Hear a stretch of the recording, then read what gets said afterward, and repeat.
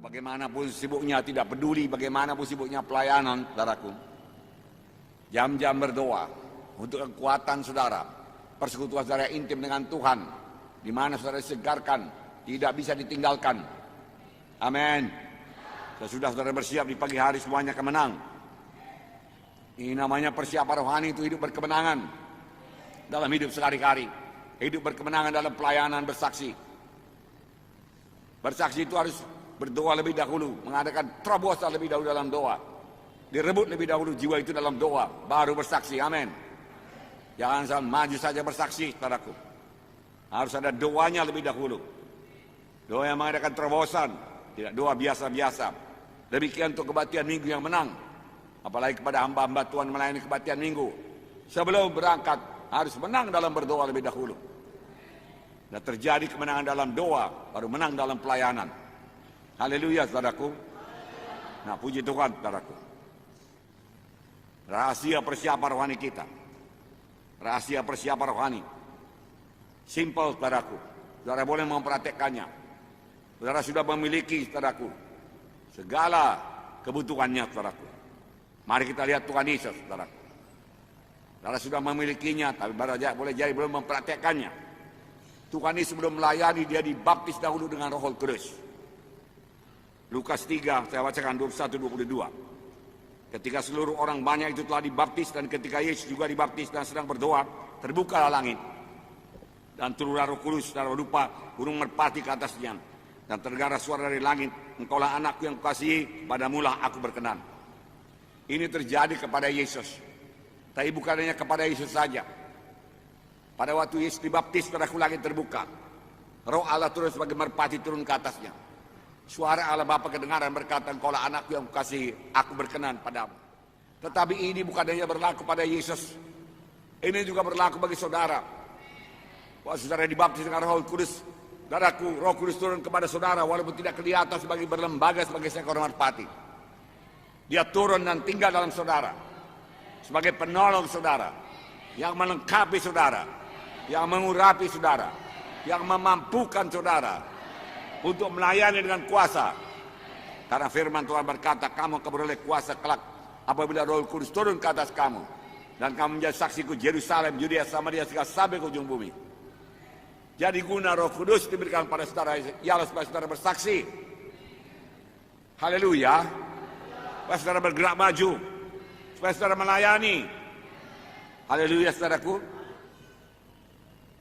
Banyak anak Tuhan pada hari Minggu, saudaraku, dia berdoa bersekutu dengan Tuhan. Haleluya, haleluya, muji, menyembah Tuhan. Dalam persekutuan yang intim dengan Tuhan, saudaraku, dan mendapat firman Tuhan, meneguhkan imannya, rohaninya, saudaraku, imannya, saudaraku, diangkat begitu tinggi, saudaraku.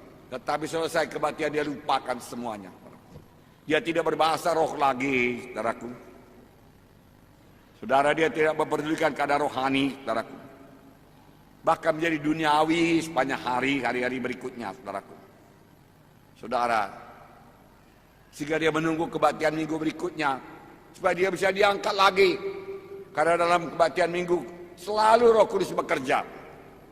Itu sebabnya saudara dikuatkan. Jangan seperti ini.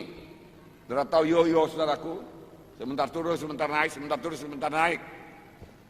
Jangan, saudaraku, Kristen seperti itu. Jangan. Besok tambah lagi persekutuan lebih intim dengan Tuhan. Haleluya. Siapkan, jangan merosot, saudaraku. Kalau Kristen yoyo tidak efektif dan tidak akan bersaksi, dan tidak akan memenangkan jiwa buat Tuhan, dan tidak akan bekerja buat Tuhan, dan tidak akan berkorban buat Tuhan, dan tidak akan memberi kepada Tuhan, lalu dia tidak punya hak apa-apa untuk menerima apa-apapun dari Tuhan. Kita tidak punya hak untuk menerima apa-apa daripada Tuhan. Kita tidak memenuhi syarat untuk menerima berkat daripada Tuhan sebelum kita memberi lebih dahulu kepada Tuhan. Betul? Harus memberi.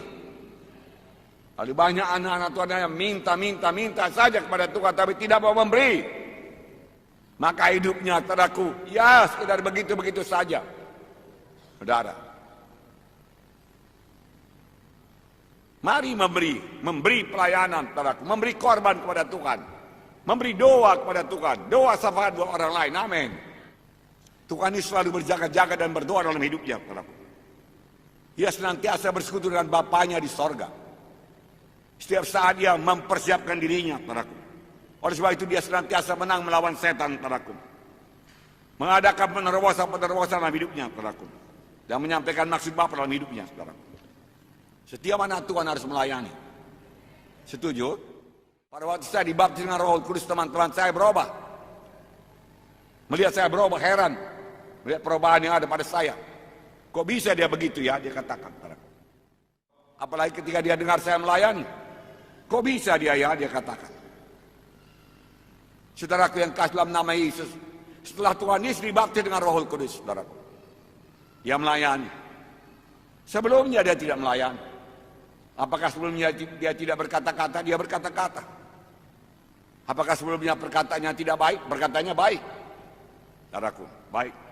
Lukas 4, 26 berkata, 36 berkata, dan semua orang takjub. Lalu berkata seorang kepada yang lain katanya, alangkah hebatnya perkataan ini. Sebab dengan penuh wibawa dan kuasa, ia memberi perintah kepada roh-roh jahat dan mereka pun keluar. Pelayanan Yesus penuh dengan kuasa.